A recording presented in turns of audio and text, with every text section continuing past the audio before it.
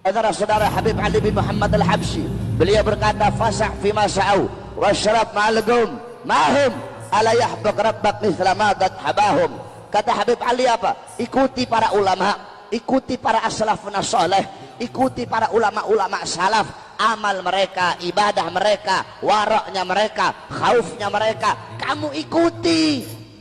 Walaupun kita tidak bisa mengikuti sepenuhnya. Siapa yang bisa mengikuti sepenuhnya amalan beliau-beliau? Kamu nggak bisa mengikuti sepenuhnya. Bisa kamu mengikuti amalannya Muqaddam Tsani Habib Abdurrahman Segaf, umur 7 tahun, umur 7 tahun mengkhatamkan Al-Quran dalam 1 rakaat salatnya. Muqaddam Tsani lam yanam la lailan wala naharan 33 sanatan.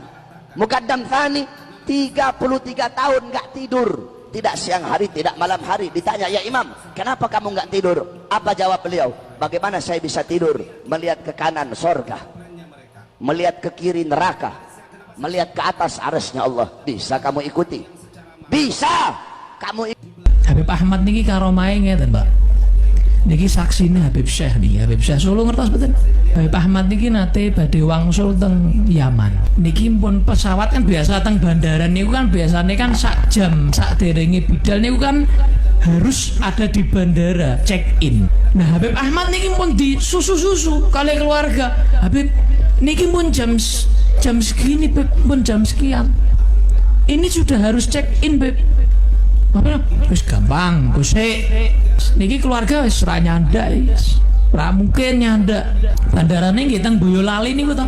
Adi kan Sumarmo nggih. Subhanallah. Niki Habib Ahmad dugi bandara. Pesawat niku membahasakan dia Mbak Ahmad bin Abdurrahman As-Segaf ora lali. Pesawatnya rak balik, pesawatnya subhanallah mudun malik, pilotnya itu bingung karena apa? Karomah Habib Ahmad bin Abdurrahman As-Segaf. Gambar orang-orang soleh, para alim ulama yang besar, maka gambar seperti itu maka lebih bagus kita taruh, tidak masalah. Kenapa? Kita mengambil daripada kejadian di zaman Sayyidina Umar. Rasulullah mengatakan, anta ya Umar, inna syaitana la yafrugu min dhilli Umar. Sesungguhnya setan itu lari dari bayangan Sayyidina Umar. Bukan Sayyidina Umarnya, bayangannya saja setan lari, apalagi Sayyidina Umarnya. Nah ini bayangan orang-orang soleh. Apalagi kita mengetahui anak-anak kita yang kecil, lihat siapa ini, wahai orang tuaku, ini adalah fulan, orang alim, ini orang yang bertakwa, ini orang yang punya jasa dalam berilmu, guru saya dalam menimba ilmu. Anak itu tahu, karena zaman kita zaman film, zaman ada foto. Mereka akan melihat orang-orang yang fasik, mereka akan melihat orang-orang yang jelek. Tapi kalau kita melihat orang-orang yang soleh, tahu, oh ini ulama, ini orang besar, ini orang yang punya jasa, mereka akan cinta kepada para ulama. Ini sholawat juga diamalkan oleh Syekh Abdul Qadir Al-Jilani dan para wali yang lain. Sholawat ini, barang siapa yang membaca sholawat ini tiap malam Jumat 10 kali, kalau tidak bisa 10 ya sekali rapapola, maka nanti tidak mungkin dia masuk kubur kecuali nanti diantar sama Rasulullah di dalam kubur sebelum ketemu mungkar nakir yang ngadepi pertama kali Rasulullah. Sholawatnya begini, tirukan ya. Allahumma sholli ala sayyidina Muhammadin al-habibil mahbub al-alil qadri al-azimil jah wa ala alihi wa sahbihi wa sallim. Nah, ini saya. Kalau dulu Imam Ahmad Rifai ketika dia ziarah ke makam Rasulullah sallallahu alaihi wasallam disaksikan dengan 12.000 orang rombongan beliau. Lantas di hadapan pusara Nabi Muhammad dia berkata, fi halatil bu'di ruhi kuntu ursiluha tuqabbilul arda ani fahiya naibati hadaulatul ashbah qad hadarat. Sebenarnya kalau dulu Imam Ahmad Rifai ketika dia ziarah ke makam Rasulullah sallallahu alaihi wasallam disaksikan dengan 12.000 orang rombongan beliau. Lantas di hadapan pusara Nabi Muhammad dia berkata, fi halatil bu'di ruhi kuntu ursiluha tuqabbilul arda ani fahiya naibati hadaulatul ashbah qad hadarat famdud yaminaka kay tahdha biha syafati. Dulu waktu saya jauh di kampung saya, Setiap hari saya hanya mengirim ruh cinta saya kepada engkau, mencium tanah ini. Sekarang jasad sudah hadir, berjumpa dengan jasad. Ulurkan tanganmu agar bisa aku cium langsung. Maka itu 12.000 orang menyaksikan tangan keluar dari kuburannya Rasulullah, dicium oleh Imam Ahmad Ar-Rifai radhiyallahu anhu arbah, dengan disaksikan 12.000 orang yang hadir radhiyallahu anhum ajma'i. Mereka kembali kepada Datuk Rahman As-Segaf. Beliau mendapat kemuliaan karamah dari Allah. Karamah diizinkan oleh Allah masuk surga. Kemudian selesai, putranya Al-Habib Umar Al-Mahbar disuruh untuk mijit kaki beliau. Heran, kok gak seperti biasanya abah ini. Kakinya warna kuning, kayak dikasih za'faron gitu. Baunya harum. Abah, ini warna apa? Dari mana abah ini? Dan ini minyak wangi, nggak pernah kita cium baunya di dunia ini. Minyak wangi dari mana ini? Ya waladi, kata Ibrahim, saya barusan mendapat nikmat dari Allah, diizinkan masuk surga. Insya Allah ya. Karena udah dekat dari surga, dengan surga udah dekat, ibadah siang malam. Ini warna rumput surga. Bau harum ini bau harum rumput surga. Bau rumputnya aja. Khusyat bit tayyibat. Bau rumputnya seperti itu. Bau rumahnya gimana? Bau bidadarinya gimana? Wah, mirip sama bidadari sampean. Luar biasa. Kemudian apa yang dilakukan Habib Rahman setelah bercerita mendapat kemuliaan dari Allah itu? Menangis, Pak. Nangis. Jadi bingung putranya, kenapa kok nangis wahai abah? Ini kalau ini menunjukkan abang orang mulia. Kalau ya waladi, apa takut? Takut? Masih hidup masuk surga, masih takut? Takut apa? Takut ini istidraj. Ini hanya saya sekarang dimasukkan surga, tapi nanti habis mati saya masuk neraka. Orang yang sudah mulia seperti beliau, siang malam berzikir dan baca Quran, orang yang mendapat kemuliaan karamah sampai masuk surga dia di dunia, masih takut su'ul khatimah, Pak. Ini istimewa. Sampai dikatakan Kota Tarim ini dikatakan doa ning Kota Tarim itu dikabulkan oleh Allah walaupun di dalam kamar mandi. Neng jeding doa terima. Dari hebatnya Kota Tarim. Sampai Kota Tarim itu Madinatun Nur, dikatakan kotanya cahaya. Dikatakan Tarim Maudiul Anwar, Kota Tarim itu kotanya cahaya. Dauriha wal Aktor, jalan-jalannya, gunungnya.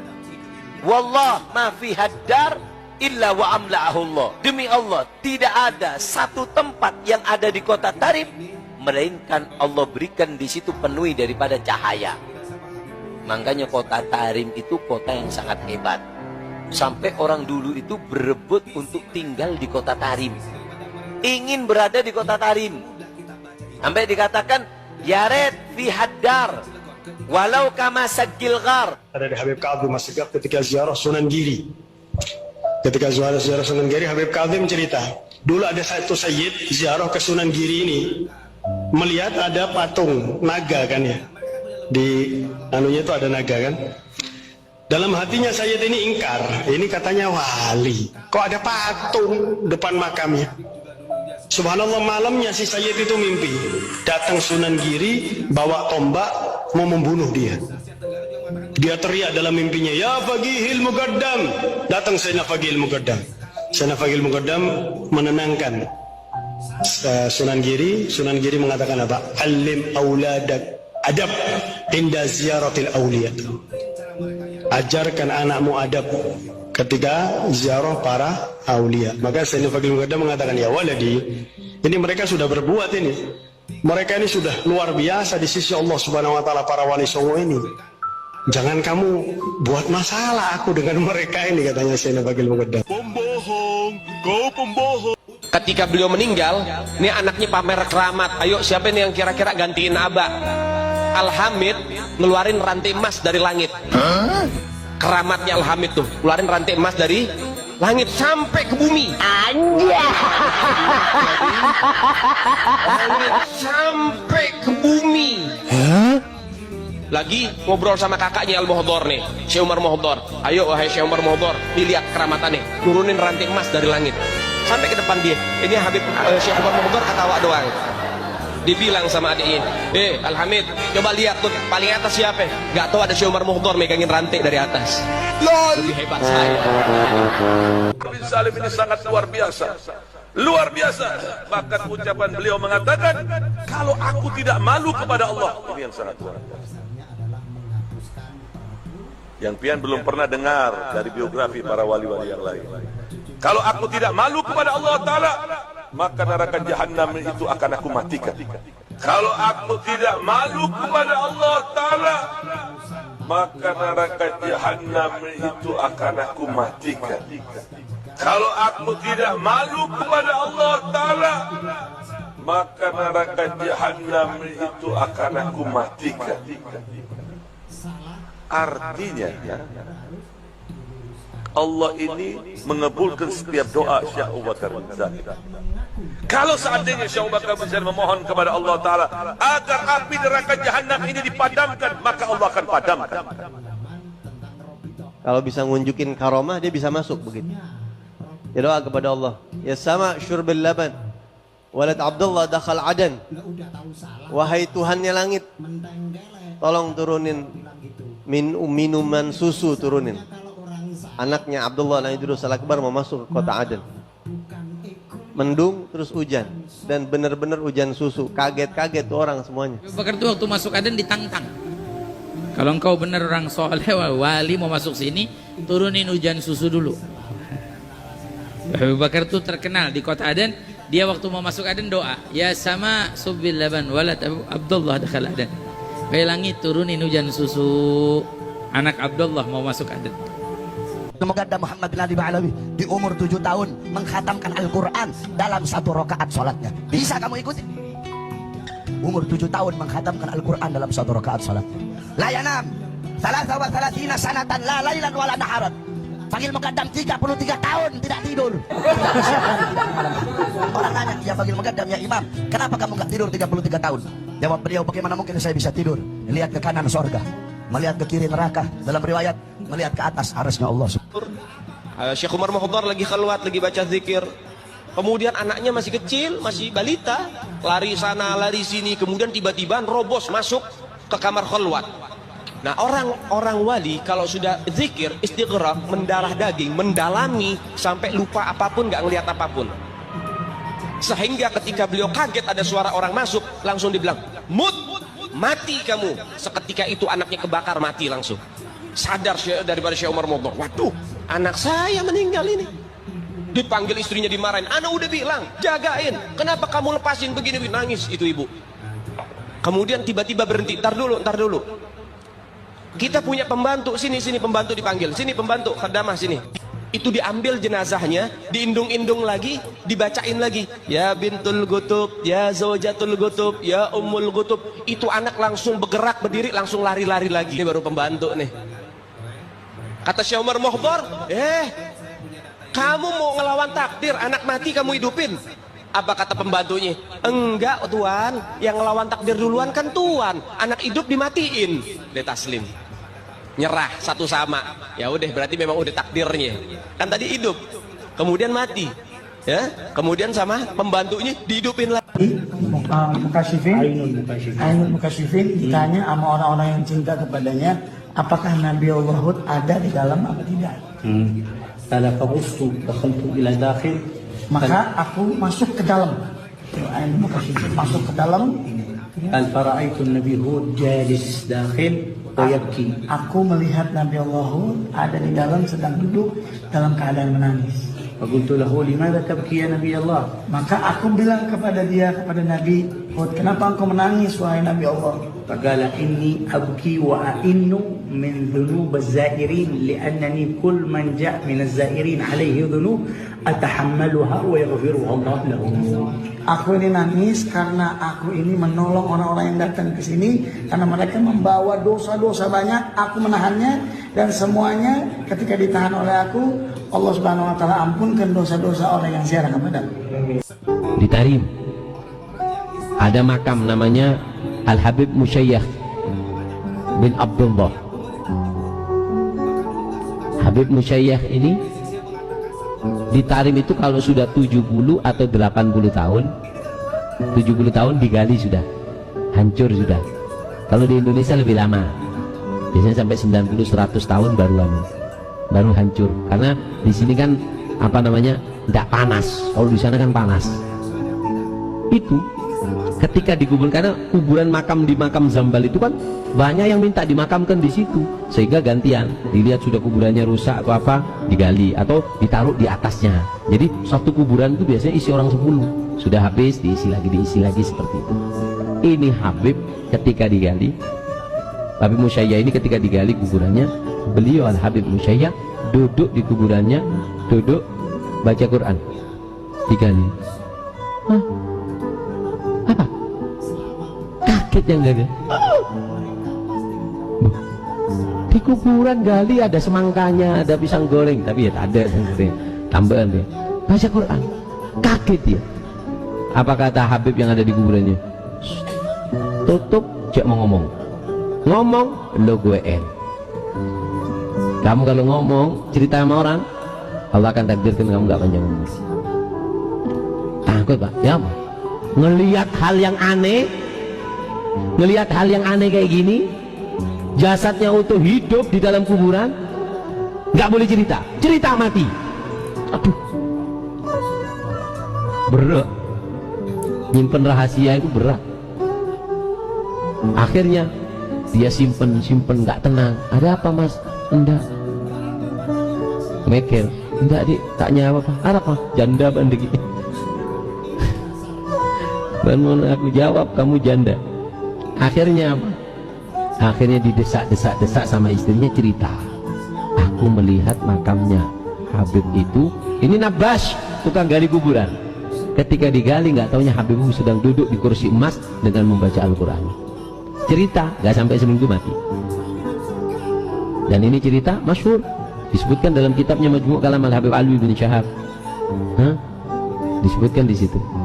Nah, artinya apa? Bahasanya orang kalau sudah ngerasa dekat sama Allah, nggak mungkin puas dengan Al-Quran. Mereka para wali yang ada di kota Tarim, yang perempuan pun mereka itu tahu datangnya Lailatul Qadar. Kalau kita kan nggak, kadang kalau Ramadan sibuk SMS ke Kiai Habib, ini mulainya hari Senin, kira-kira Lailatul Qadar malam apa? Kalau mereka mengatakan bahasanya kita tahu Lailatul Qadar sebelum masuk Ramadan. Bahkan mereka mengatakan bahasanya ala wa indana kulla yaumin Lailatul Qadri. Kita ini tiap malam Lailatul Qadar, enggak nunggu malam apa namanya? Malam Ramadan. Malam kami semuanya kami Lailatul Qadar, malam yang penuh keagungan, karena kami di malam kami dipenuhi dengan nabi, dipenuhi dengan keagungan Allah dan dia mencapai kewalian yang tinggi. Terkadang dibukakan hijabnya oleh Allah Ta'ala, dia orang ini, si murid, bisa mengetahui. Dibukakan hijabnya oleh Allah, cahaya hatinya itu, karena istiqamahnya dia bisa mengetahui mana orang yang beruntung, mana orang yang sial, mana orang, oh ini diciptakan penghuni surga, ini penghuni neraka. Dibukakan hijabnya oleh Allah Ta'ala. Maka bukan setiap waktu, di keadaan-keadaan tertentu. Satu kali dibukakan hijab oleh Allah, dia melihat ke wajah gurunya dan dia terkejut. Ternyata gurunya tertulis di keningnya itu syagi, orang yang sial, penghuni neraka.